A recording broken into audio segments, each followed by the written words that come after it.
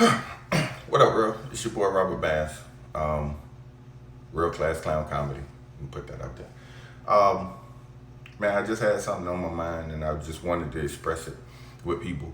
Um, you know, I don't think that it's going to be funny, so I'll put that out there now.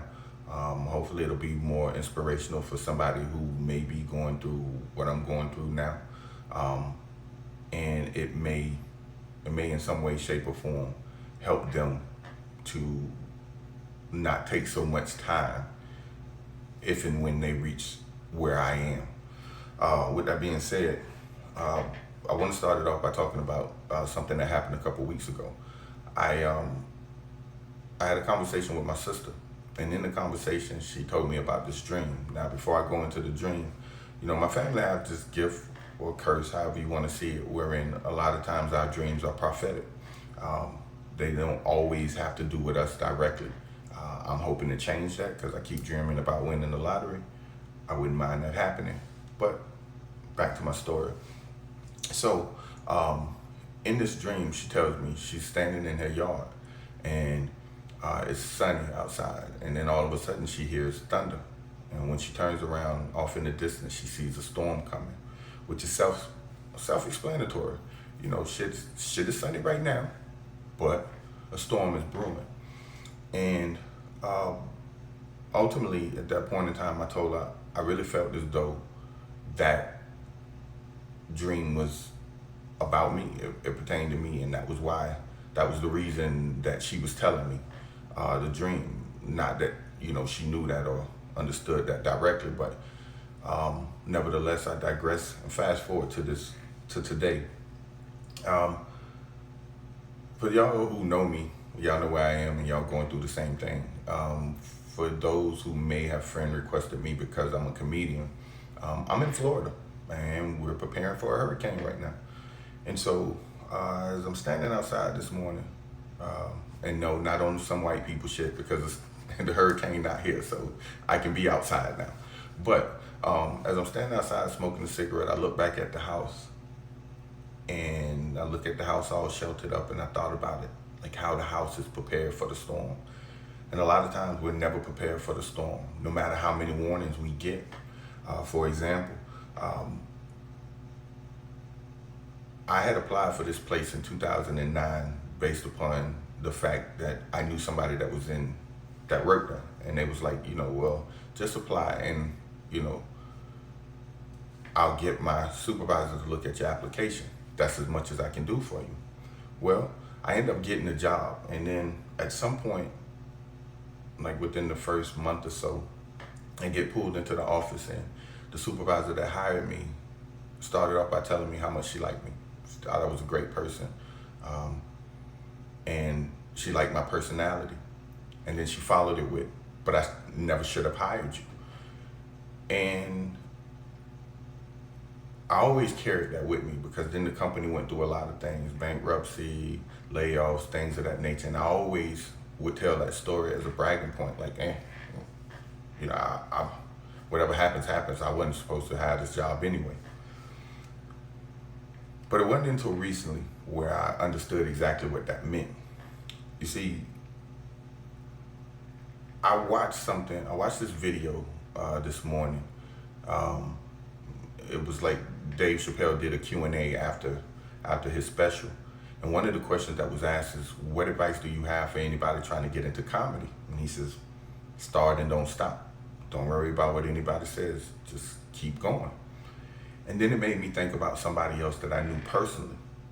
I went to Atlanta some years back trying to get into this competition. And this was around about the time when I had decided and determined that in my heart I was really going to do comedy. And so I met this young man, and we actually hit it off. We was pretty cool. And so ever since then, we remained in contact.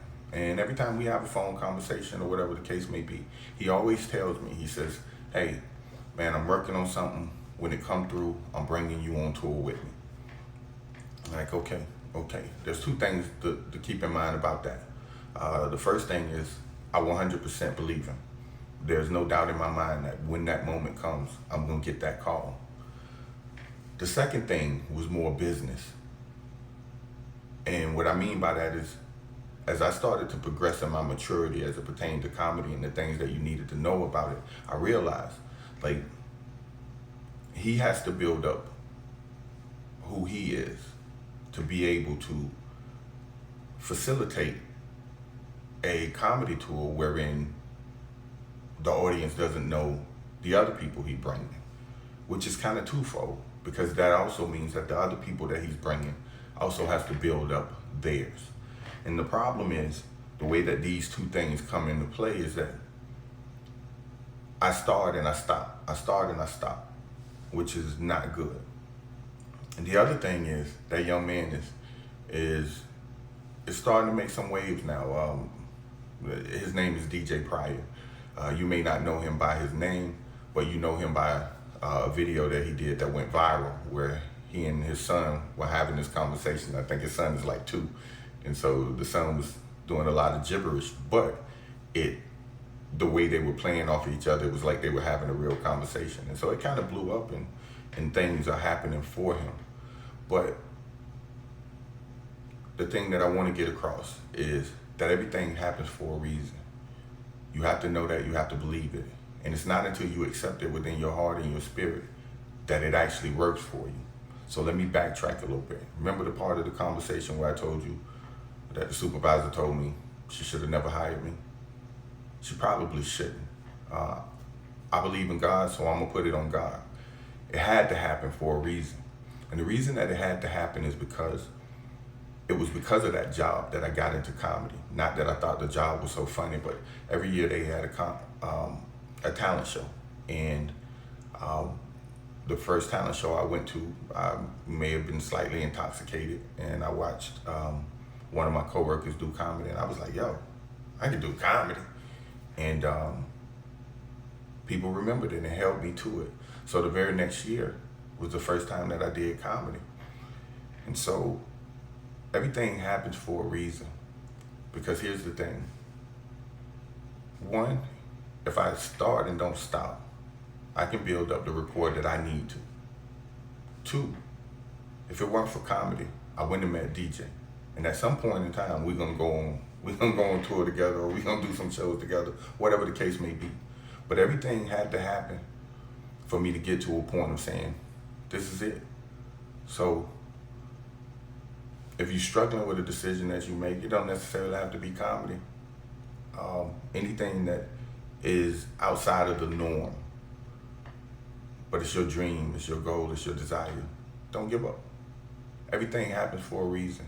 Just sit back, relax, and put the pieces of the puzzle together. Lastly, I want to say this. I'm back, bitches. I'm about to get back out there. I'm about to do what it is that I'm supposed to do. And maybe we'll do a follow-up to this video at a later date. Until then, hey, keep dreaming. Keep chasing that dream. Don't let anybody defer you from it. You only have one life to live, and when it's over, it's over.